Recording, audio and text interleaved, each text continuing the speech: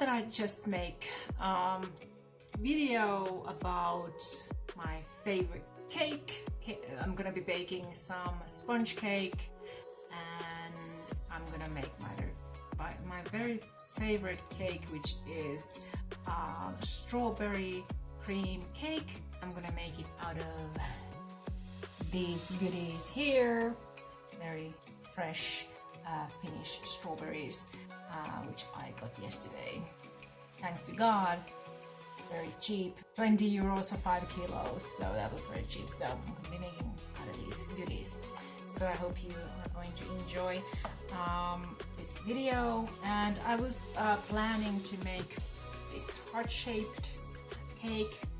This is since from my childhood. My mom used to make cakes with this same tray, so I'm gonna use that for my cake. And apparently I'm probably gonna be eating the cake alone, so this is one of the smallest trays that I have, maybe even the smallest one that I have. So I'm gonna be making it into this one. And the sponge cake that I'm gonna be making, I'm gonna make the most easiest sponge cake pretty much that there is. When you think about how much the ingredients, I'm gonna be using the glass technique, where you use glasses and you put the same amount of ingredients in the glasses. So that's how I'm gonna be making this sponge cake. I think we can get to it. So let's start. Let's just take these glasses. I'm gonna use three of the same size glasses that I have, and you basically just put the flours and the eggs. Let's start with the eggs. I have a bunch of eggs here, a lot more than I actually need, because the tray is very small, so I probably am having to make like maybe with 3 eggs, not with the eggs. So 3 shells in here. So let's see. 1, 2, and 3. So that's the amount that I'm gonna be having to put all the ingredients. Is how much eggs I have in here right now. The next thing, I put some sugar, and I myself am gonna be using some organic like cane sugar. This is what I like to use. This is golden color. This is not like exactly white sugar, but it's with small grains and so on, so I like to use this. And this particular organic sugar is from Brazil, so this is what I like to use, and I'm gonna be using, see, I think that's it. And the smell of this sugar is like more caramel than the white sugar, so it's much more nicer. That's why I like it. It probably has a little bit more nutrients in it, even that sugar is not very healthy in the way, but even a little bit better than the white, it's better. And then I'm gonna be putting the flour, some wheat flour, and baking for the baking. And but I'm also thinking, I think I want to use some almond flour also.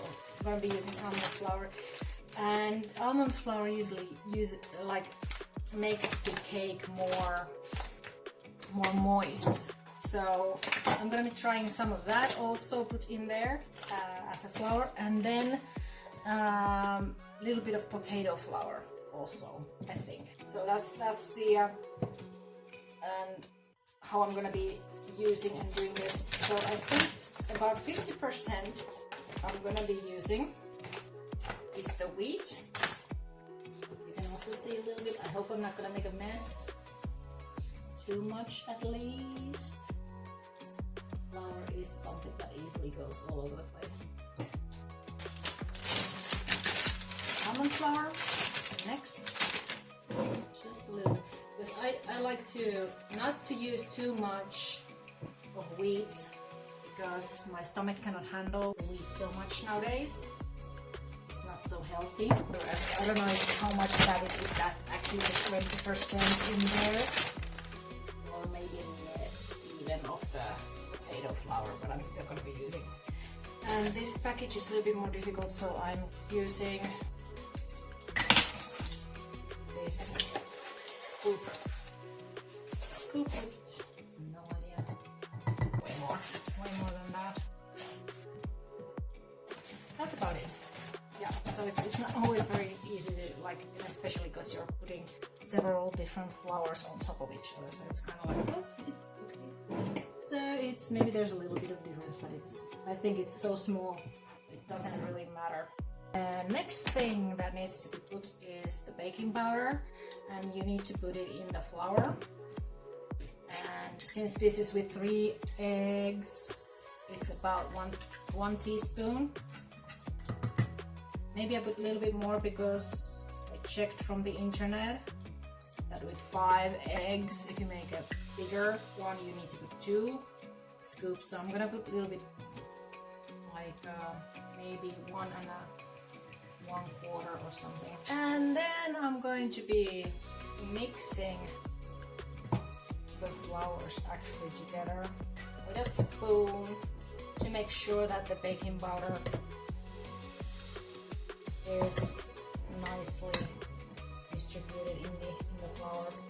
Mix it to make sure that it's well mixed, because when the flour is already, or the sugar and the eggs are made into the kind of a fluffy mixture, then it's like you cannot do the stirring after that much, so you have to do all the stuff in this point. And then I have to do this and do some mixing, and then I'm gonna be putting eggs and the sugar right there. This might take a while, so I'm not gonna be, and it keeps a lot of noise, so I think I'm gonna be cutting some of this, but anyway, I'm gonna be starting, and then I'm gonna show what the consistency is gonna be like when it's ready. So let's start. Okay, so now I think it's the right consistency. Yeah, so I'm gonna show you what it looks like. So it's kind of lighter color. I'm sorry that it's not the best. So but when you pull up and when it leaves kind of like a marking for a little moment on top of this mixture, then it's the right. You can see that it leaves a little bit of a marking there. It just doesn't disappear here straight away. Then it's the right consistency. So that's what we were looking for. Now that I have the egg sugar mixture, then it's time to put the flour, and I need to use this thing. I don't remember what it's called in English, but anyway, to put the flour in, and I need to scoop it with this. I don't know what this is called either in English, but it's nice and it's made of like soft material, silicone or something. And here we go. Let's do this. I don't know if this is gonna work nicely, because I do have the almond flour. I hope so. Yeah, it seems to be doing quite good. When I was a kid, I don't remember that my mom would have actually been using. Actually, it's not going through completely because of the almond. Almond is a little bit more like thicker, and then you're supposed to be like doing like a sideways kind of a motion, so that you're not letting it like too much movement in there. Let's do some of this.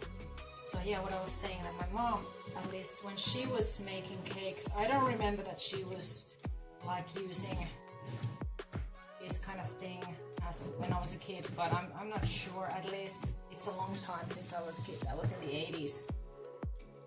So first time I was eating a cake, of strawberry cake, I was having my 4th birthday as far as I remember. So that was in 1987. Was it? 1987. Yeah, 1987. Yeah. I was like, oh yeah, because I've been born in 1983, so yeah. So anyway, this is really easy way to make a cake, and I can recommend this, especially if you don't like, for some reason you don't have access to internet from somewhere and you want to be able to make a cake, this is the easiest possible way. You don't really need to think about too much, you know, how to make it, how much ingredients you need. So this is the easiest way, and this is probably, I could at least imagine being the oldest way of making a sponge cake. So just very basic cake mixture and for baking cakes. Okay, I think that's fine. That away. And do the rest of the mixing just like this, sideways. And not doing too much movement in there because you're not supposed to get rid of the bubbles. That's about it. Okay, and what I actually forgot to do first is to actually put some butter and some, well, many use breadcrumbs, but I don't have breadcrumbs, so I'm gonna be using some LiQWYD, I think, as the substitute for breadcrumbs. It doesn't matter, because you just need to put something in there to just get some dry surface in there a little bit with the butter. And I'll be using a glove on my hand because I don't want to be messing up my hand too badly right now. Usually I don't care, but since I'm doing a video, I don't want to be messing too much of my hands, so I'm gonna put real butter. It has some salt in it, so that's fine. That's totally fine. So not huge amounts. I think that's enough. Maybe even too much. Well, we'll see. You just put it all around.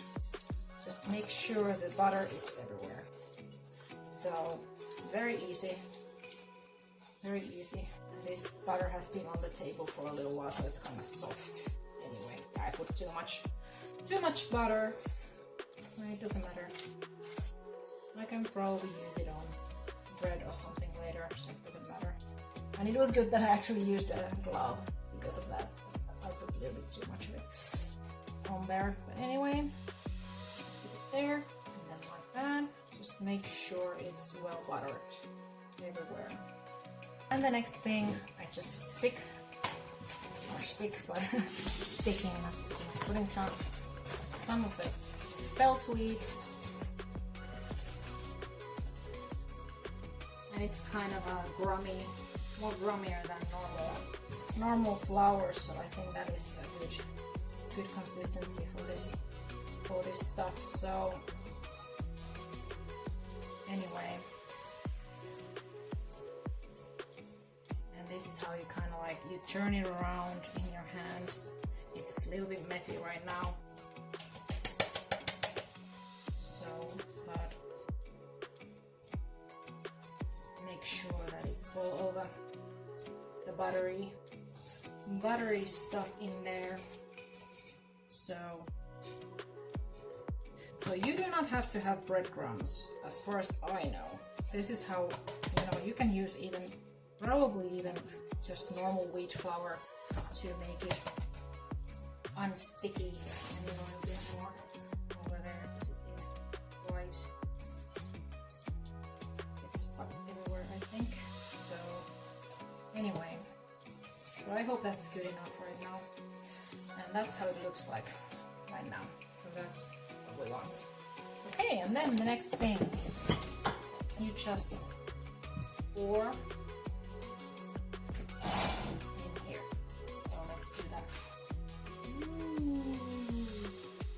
I think it should be around half the way. So I might actually even have too much of this. Let's see. A little bit afraid to put so that it's not too much, because if there's too much of it, it will pour out when it's actually, yeah, I don't think I dare to put more than that, because it's gonna rise from back. Anyway, so that's how much I put. There's, I don't know, that much space. I hope it's not gonna come rising up and going all over the place. I hope not. I hope that's not too much that I put there. But we'll see what happens. There was quite a lot left. I don't know what I'm gonna do with the rest of this. No idea. I have some small muffin things, so I can maybe some muffin things, but I have to bake this one first. The heat is 175, and it's gonna be in the oven until it starts to like loosen up from the sides, something like that. So anyway, we'll see what happens, and I'll show you the result after it's baked. So these are the teeny tiny muffin cups I have, and I'm actually putting the butter. I'm kind of making like a teeny tiny cupcakes out of these or something, but I'm actually gonna put even the spelt flour in these, and hoping to get them out of these small ones. I don't know how many I can make, but I'll make a few, and we'll see if it works out. I get small cakes out of these. I don't know. This is my plan to use the rest of the cake mixture that I still have left, so we'll see what happens. So yeah, the cake came out, and I started to take the sides off because it came over the edge, and I'm gonna dip it over on this plate. It's right over here. So I was taking these sides, and it actually tastes really good. So I can tell, kind of crunchy. So the almond flour, everything makes it taste really good. Dip it over right now. It's a bit hot still. Let me see. Let me see. Come out. I do not know. Is it stuck in there? We'll see. Come out, come out, come. Maybe it's because of the... I hope it's not stuck there. It looks quite bad. It ain't coming out. Oh, let me see if I get it somehow out of there. So I'm kind of like using this knife over the sides and the edges to see if it helps. So I don't know if that's my idea about the spelt flour was such a good idea. So let me see if this works this time. Yeah, it's working. Oh, it got stuck a little bit. Oh, there came a hole. There. Let's see, it got stuck there. Oh, no worries, I can get this out of here. So that's fine. Ooh. It's okay. Not a big deal. But it's more wet than a normal cake, so that's probably the reason why it's crumbling a little bit. So, but yeah, it's crumbling a little bit from the sides, but it's okay. It's like yeah, I don't know how much I can do with it, and it's very soft. So am I able to cut it into maybe half? I can cut it, so it's gonna be very soft. Let's cut this cake. I've had it in the fridge for a little while to make it a little bit cooler, so we will see how this will look after I cut it. I hope it's gonna be fun. We'll see how this works out. It's very crumbly. I can already say that much.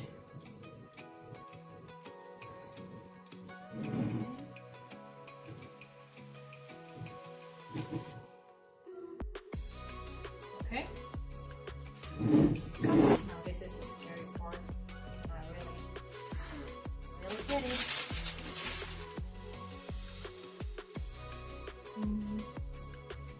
Oh, it's scared. Yes, I got it. But it's very soft. It's so soft. What I was actually thinking was using those cupcakes and maybe even make another layer for this cake. So I'm gonna try to do that also, probably from the cupcakes that I have. The thing about this cake that it feels so moist that I don't really know if I want to put any liquid in this cake. Maybe even leave it as it is, very possibly. Or if I put something, it's like very mild amount. But yeah, the cupcakes came looking like this, and I'm probably gonna be like cutting them into shape and trying to make another layer. And I think there's enough to put this actually and make a layer, another layer by cutting it. So I'm gonna get another layer from these that I made. So that's what I'm thinking of doing. And so let's see how it goes. First things first, I actually need to do the actual, fillings. If I'm gonna do the moisturizing, I think I'm gonna be just slightly moisturized, and I'm probably gonna be using some elderflower juice. I have very little left, but I don't really need it much. I chose right now that I will actually do the moisturizing of this first layer, and I'm not gonna put much of it. And I'm using water and a little bit of elderflower juice. It didn't really taste much at all in there, but this is not the most important. Like, it doesn't really have to taste much. The taste comes from other things and from this. So, but yeah, a little bit of moisture, but not much. Just the lowest layer is it's gonna suck up moisture anyway more than the rest of the cake anyway. So yeah, and then I'm gonna decide what I'm gonna put on it next. First layer. What I decided to do right now also is that I got some strawberries into pieces, and now I'm putting a little bit of sugar. Not too much, but a little bit of sugar there. And this come out.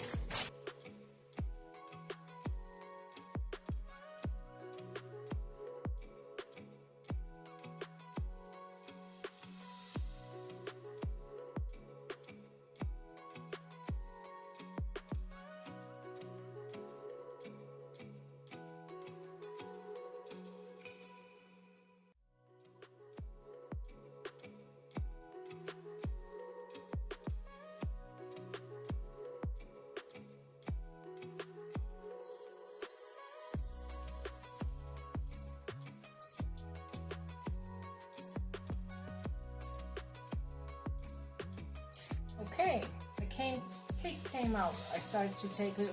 Oops. Okay, that was funny. It was slippery.